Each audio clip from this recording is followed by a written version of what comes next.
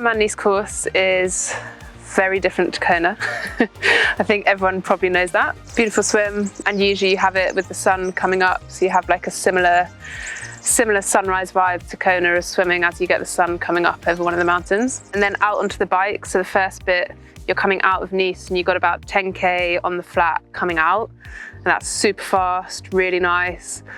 You probably want to like not get too excited at that point because you're feeling good, just starting the bike. And then as you come, you sort of go all the way down the coast past the airport, you then turn right and you start going up the valley. That bit's still all quite nice and sort of, it's like maybe like a 2% gradient, still quite flat.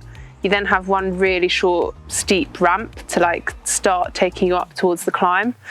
And that is just, you're gonna have to be grinding that out a bit. Like no matter what gearing you've got, that's gonna be punchy and hard work. Then you have like a nice sort of like long gradual climb up to Vence. And then at Vence, you keep going sort of up the valley. So you have another bit that's kind of rolling along the valley, like not really climbing too much. So still like actually really fast at that point. And then you start like the proper climb, and that climb is just, yeah, beautiful climb. Like you're kind of going up the side of a valley. You've got these amazing views both sides, like one side down to the sea, one side like up into the mountains. It's generally all quite gradual, that climb, but it's just long. So I think, again, probably knowing how long it is, what your kind of top of where you want your power to be, like bearing in mind that you've then got the top part of the course and another climb, so kind of not sort of burning all your matches on that first climb, even though you're probably still feeling really good at that point. So yeah, you then climb up to the top, you then have a little bit of a descent at the top, and then you've got another kind of maybe 20-ish minute climb that's again pretty gradual, also really beautiful. So like if you're out here for a bit before, highly recommend cycling around it because it's just so nice. And then you start getting to the descent. So the first part of the descent is actually quite fast and not very technical. Like you can probably spend quite a lot of your time there in the aero bars, trying to actually push some power down. You then have a couple of towns that you go through, and again, it's worth actually looking at those to know where like the speed bumps are, where some of the potholes are. There's a couple of pretty sharp hairpins that definitely worth knowing where they are, otherwise you'll be off the side of the road. Then you get onto some of the more technical part of the descent where there's like a couple more hairpins and a few more corners that come quite quickly after each other. So just knowing where they are and kind of how sharp they are. And again, like these are sort of mountain roads, knowing where some of the rough bits of road are is probably quite helpful because it's not like some of the silky smooth roads. You can't just completely go down it blind thinking you're going to roll through it all. There's definitely some little grates, some little pothole bits and like little bits of gravel on the side. And then you get down to the bottom, you basically come back to where you initially came up, and that's a really fast bit of descent. You kind of, again, it's like pretty straight. You then get down back to the front and you have the like 10k flat along the front back in.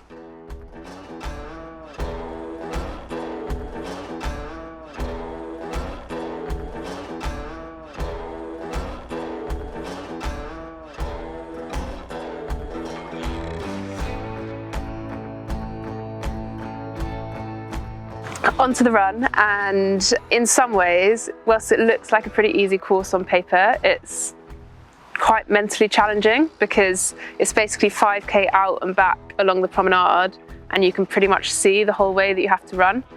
Obviously 5k looks like quite a long way, so I think just each time having that, seeing where you've got to get to, it's also like it's pretty flat, but it's very exposed. So if it's hot and the sun's out, like it can be really hot down there. And you also, there's only like pockets of where the supporters tend to be. So there's also long stretches of it that's quite lonely. There's nothing necessarily sort of notable about the run other than just knowing that it's probably in many ways similarly mentally tough to Kona, that run, I think.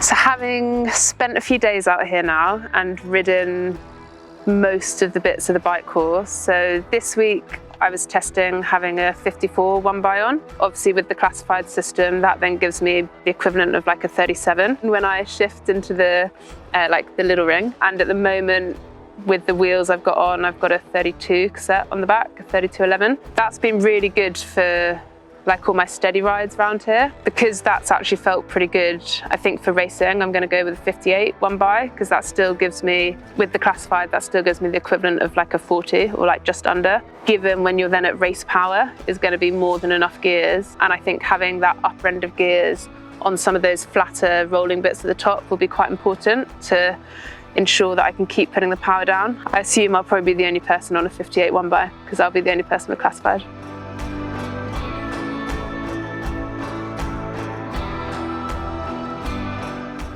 Road bike versus TT bike, I think, is mainly dependent on what you're comfortable on. I think for this kind of course, if you can climb and descend a lot better on a road bike, it's probably worth you doing a road bike. However, if there's not that much difference for you in terms of comfort or speed, you know, like say you have like a really nice road bike and quite an old TT bike, then potentially the road bike's going to be better because it's lighter, so you're going to save a few minutes up the climb, you're probably going to descend much better.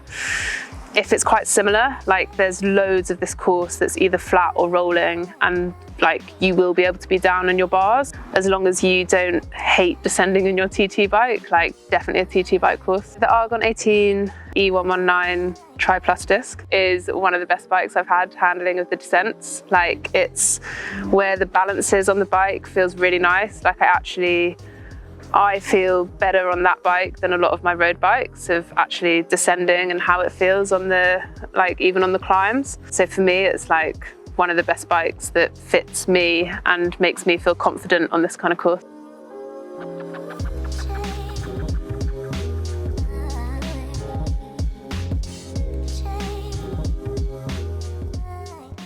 The main advantages of a disc wheel is obviously the aero gains, but actually with the parkour classified disc, the like stability of it is really good. So you don't, I think some people associate a disc wheel with getting blown around a lot or not having as much sort of stability and comfort on the descents, but actually with this disc wheel, I don't really feel like I'm riding a disc. Like I get the aero gains without any of the perceived disadvantage.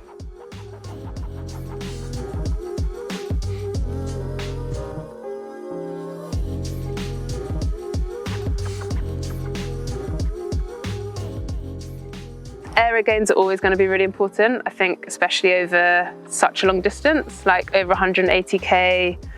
And I think almost more so on a course like this, like the more that you can save energy-wise on some of the flatter rolling bits because you're aero, almost like the more energy you've got to put into the climb. So yeah, I think even though you're not necessarily going to get that much aero gain up the climb, but again, a lot of the climb, like you can actually be on your bars, it's not that steep.